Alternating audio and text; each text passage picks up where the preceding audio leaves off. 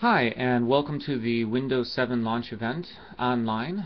My name is Mr. Delaney, and I decided to do a Windows 7 online event for those of you that were unable to attend a Windows 7 event at either the East or the West campus about a month ago. So let's get started and talk about Windows 7. I decided to do a launch event at the East campus because it's been shipping with new PCs now, and Microsoft's done a pretty good job of advertising it and hyping it. Of course, Apple is mocking it, as they usually do, but been fielding a lot of questions on Windows 7 lately, so thought I would do a little online screen capture session, which is what you're seeing here, about Windows 7. So let's dig in here. Basically, everything in Windows 7 is faster. Startup times are faster. When you wake it up from sleep, it's faster. Background processing operations are faster because Microsoft did a great job of slimming down the code in Windows 7. For example, in Microsoft Vista, Bluetooth was on whether you used it or not.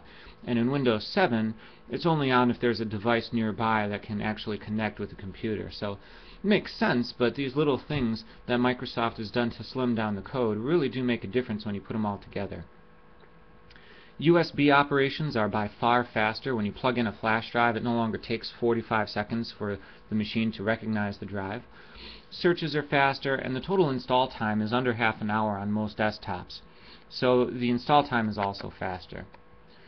There have been some user interface improvements, and at this point I'm going to exit from the presentation here. I'm going to demonstrate two features. One's called the snap feature, which you've probably seen on the commercial, and what I call the need to concentrate feature. So you're going to see a couple of things here, right? If I decide that I need to work in both PowerPoint and Microsoft Word in the same time, you simply drag it over to the side of the screen that you want it to appear on. Here I've got an FBLA window open. If I want to view both of these at the same time, you'll notice that all I have to do is drag it to that side of the screen, and it automatically sizes it for me so that it takes up half the screen. If I have this FBLA document and I want to see the whole entire thing, you simply drag it to the top of the screen, and just like that it'll maximize it. Okay. The other feature that I like to demonstrate is what I like to call the need to concentrate feature. So let's say you have a whole bunch of windows open, maybe you have a video going on, maybe you've got Paintbrush, you've got a whole bunch of stuff open. And you decide to open up a new Internet Explorer window, and you decide, okay, I've got Yahoo here, I've got Paint here, I've got everything. I really need to concentrate on this window because you're doing a research assignment or something. So get ready for this. This is need to concentrate. I can take the title of this window, I can take the title bar, just drag it here, shake it back and forth, just like this, and you'll notice that all the other windows disappeared, right? And so you can concentrate on the window that's in front of you. Shake it again, and all the windows should come back up, just like that. All right. You don't need to shake it as long as you're seeing here on the screentoast or on the presentation.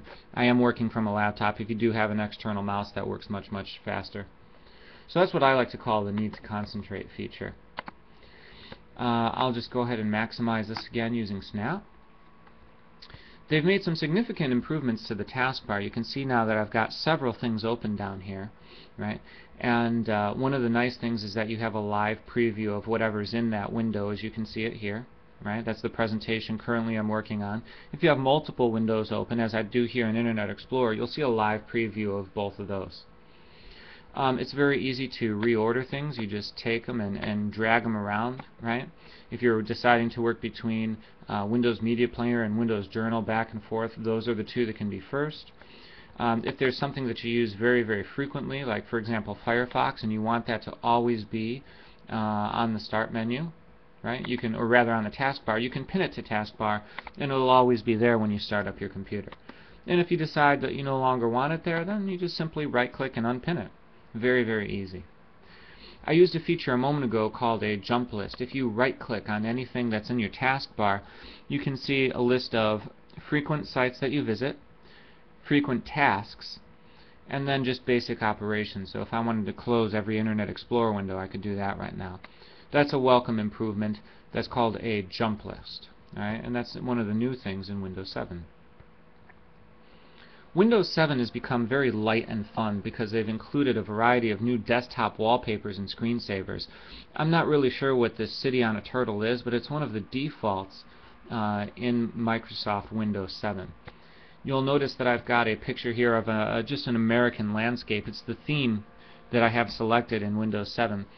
Some of my students, as I'm teaching in class, will notice that my background wallpaper automatically changes to a different wallpaper every half an hour. And that's so that you don't get bored with the same wallpaper. Microsoft's just trying to lighten everything up, keep it nice, keep it fun. One of the stereotypes of Microsoft is that they're very boring. If you go back to the whole Mac versus PC ad, the PC is the guy in the suit, and the Mac guy looks, really cool in his blue jeans and everything. And this is just their way of keeping things nice and light and fun and breezy. Microsoft Vista made it very difficult sometimes to access your My Documents feature, but that's no longer the case. You'll notice that whenever you open up a new Explorer window, you immediately have access to your documents, your music, your pictures, and your videos. And this is a very nice place to store all this. And you'll notice over here on the left side of the screen they've provided some really nice links to you as well. This is vastly cleaned up from what was there in Windows Vista. Made it very, very difficult to find things. You'll notice that one of the things over here is called the home group. I'm not connected to a home group right now, but it's very, very easy to share things with other computers near you running Windows 7. This is actually a screen that shows you that it's a home group. You no longer need an advanced networking degree to be able to share things on the home group. Okay? And so, like I said, this is what you'd see. You can share pictures, document, music, printers, or videos, or any combination of those. And as soon as you hit Save Changes, it'll say, okay, here's your username and here's your password. Anyone that wants to access your files has to enter those two things, and then you're set. You're good. Which is a nice feature of Windows 7. Windows search has become very, very easy. I don't even know sometimes where my files are stored anymore. So one other day I was looking to edit something called the Price is Right folder. So I just simply typed in price is, and you'll notice that that's all I really have to type. And up here I have my folder for Price is Right clips. Okay. This is in some big complicated folder. It's in C, users, public documents, new CPR stuff, and then Price is Right clips. I'm not going to remember all that, and the nice thing is with the new searching, you don't need to. Okay? So Windows search has become both fast and easy. If you were at one of our Windows 7 launch events, you noticed that we were running a touchscreen. Windows 7 support for multi-touch applications has vastly improved that kind of experience. And as the touchscreen environment becomes more and more popular, that'll become important as time goes on, as touchscreen monitors get cheaper and cheaper. Now at this point I do have to caution you that most upgrades from Vista do require a complete reinstall, and all Windows XP upgrades do require a complete reinstall. What that means is you have to back up everything on your computer to an external hard drive, a USB stick, or something like that, and then restore the files later. All programs that you have on there must be installed again, so you do need the original installation CD. So that by itself can take a little bit more time than a half hour, but overall I found that it's worth it. Now if you're not sure if your computer will run Windows 7 or not, all you have to do is open up a Google window or a Yahoo search window and type in Windows 7 Upgrade Advisor. You'll see that your computer, or my computer here with a little screenshot, did pass the system requirements, and I was able to see that my laptop was able to run Windows 7.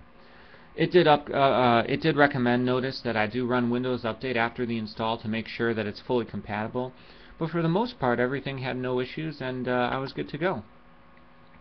Now if you're really nervous about upgrading to Windows 7, there is this thing called Windows XP mode, which basically runs a copy of Windows XP over your current Windows 7 application. So if you have that one game that just won't run under Windows 7, or you don't know if it'll run, no problems. You just open up Windows XP mode and you're set.